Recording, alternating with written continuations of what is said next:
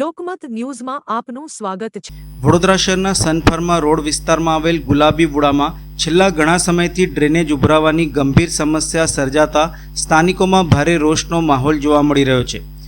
ગટરના પ્રશ્નો અને ગંદા પાણીની સમસ્યાના કારણે વિસ્તારમાં દૂષિત પાણી ફરી વળતા લોકો ઝાડા વોમિટિંગ સહિત વિવિધ બીમારીઓના ભોગ બની રહ્યા હોવાનું સ્થાનિકોએ આક્ષેપો દ્વારા જણાવ્યું હતું। સ્થાનિક રહેવાસીઓએ જણાવ્યું હતું કે વર્ષોથી વિસ્તાર વિકાસથી વંચિત રહ્યો છે। ચૂંટણી સમયે જનપ્રતિનિધિઓ મત માંગવા માટે આવી પહોંચતા હોય છે, પરંતુ મૂળભૂત સમસ્યાઓના નિરાકરણ માટે કોઈ આગળ આવતું નથી। વોર્ડ નંબર 11ની કચેરીમાં અનેક વખત રજૂઆતો કરી હોવા છતાં પણ હજુ સુધી સમસ્યાનું કાયમી નિરાકરણ લાવવામાં આવ્યું નથી। લોકોના જણાવ્યા મુજબ ગટર ચોકની ફરિયાદ બાદ કર્મચારીઓ માત્ર સળિયા મારીને જતા રહે છે, પરંતુ અહીં સમસ્યાના કાયમી ઉકેલ માટે જેટિંગ મશીન દ્વારા યોગ્ય સફાઈની કામગીરી કરવાની જરૂર છે। તેમ છતાં પણ તંત્ર દ્વારા જરૂરી કામગીરી કરવામાં આવતી નથી, જેના કારણે પરિસ્થિતિ દિવસે ને દિવસે ગંભીર બની રહી છે। સ્થાનિકોએ વધુમાં ચિંતા વ્યક્ત કરી હતી કે આવનાર ચોમાસામાં હાલની સ્થિતિ વધુ વિકટ બની શકે છે। ગંદા પાણી અને ડ્રેનેજની સમસ્યાના કારણે રોગચાળો ફેલાવાનો પણ ભય લોકોમાં વ્યાપ્યો છે। તેથી તંત્ર વહેલી તકે જાગૃત બની ડ્રેનેજ વ્યવસ્થા સુધારે, શુદ્ધ પાણીનું ઉપલબ્ધિ કરાવે તેમજ વિસ્તારમાં સ્વચ્છતા જાળવી રાખે તેવી માંગ ઉઠી છે। સ્થાનિકોએ ચેતવણી આપતા જણાવ્યું હતું કે જો આગામી સમયમાં પણ સમસ્યાનું નિરાકરણ નહીં લાવવામાં આવે તો ગાંધી ચિંધ્યા માર્ગે આંદોલન કરવાની ચીમકી પણ આપી હતી।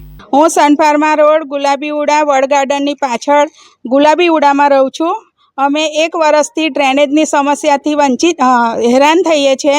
પાણીની એટલી બધી સમસ્યા છે। અમે અત્યાર સુધી ગયા 5 વર્ષની અંદર બી અમે કોર્પોરેટરોને, અમારા કાર્યકર્તા છે ઉષાબેન પટેલ, એમને અમે જાણ કરીએ છીએ, અમે જણાવીએ છીએ કે અમારી આ સમસ્યા છે, પણ અમારી સમસ્યાનો ઉકેલ આવતો નથી સાહેબ। એટલે અમે મીડિયાને બોલાવ્યા છે।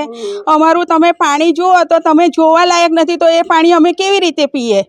અમને ઝાડા વામેટ ઉલટી અને બધું થાય છે। અમે એટલે હેરાન થઈ ગયા છે, નાના નાના છોકરાઓ બીમાર થાય છે, અમે ત્રાસી ગયા છે। એટલે અમે મીડિયા બોલાવી છે સાહેબ, હવે તમે કંઈ બી કરો। અમે અહીંયા ભારત દેશના જ વતની છે, અમે પાકિસ્તાન કે બાંગ્લાદેશથી આવ્યા નથી, તો અમે વિકાસથી વંચિત છે। એટલે અમે વિનંતી કરીએ છીએ કે અમારા પ્રોબ્લેમ સોલ્વ કરો। વોટિંગ લેવા માટે તમે ઘડી આવો છો। પહેલાં તો વોટિંગ લેવા આવતા હતા તો અમારા હાઉસિંગમાં મિટિંગ થતી હતી, હવે ડાયરેક્ટ એ લોકો આવીને તમારું કામ થઈ જશે, પણ કોઈ કશું કામ કરતું છે નહીં। હવે હા, અમે વોર્ડ 11માં 50 થી 70 અમે ફોન કર્યા, કોન્ટેક્ટ કર્યા છે કોર્પોરેશનમાં, આવીને એ લોકો જોઈ જાય છે, સળિયા લઈને આવે છે। અમે કહીએ છીએ અમને જરૂર છે જેટિંગ મશીનની, પણ કોઈ આવતું નથી।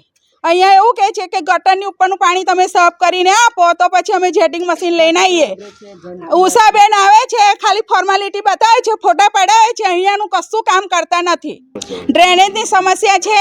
ગયા વર્ષ અમારે પાણી આખું ભરાઈ ગયું હતું, 5 દિવસ સુધી અમારે પાણી ભરાઈ ગયું હતું, તો ગટરો ચોકઅપ થઈ ગઈ છે। ઉંદરે દર પાડીને અંદર બધો કચરો લઈ લીધો, હવે બધી ગટરો ચોકઅપ છે સાહેબ। એ જ અમે વિચારીએ છીએ કે ગયા વર્ષે અમે 5 દિવસ કેવી રીતે કાઢ્યા, અમારું મન જાણે છે। હવે અમે છોકરાઓને લઈને કઈ જઈશું? અમે ત્રાસી ગયા છે। એટલે અમને નમ્ર વિનંતી છે કે તમે આવીને અમારી સમસ્યાનું હલ કરો। અમારી માંગ એ જ છે કે અમારી ડ્રેનેજની સમસ્યા દૂર કરે અને પાણી ચોખ્ખું આવવું જોઈએ, નહીં તો અમે આગળ ગાંધી ચિંધ્યા માર્ગે અમે ગાંધીનગર સુધી જઈશું।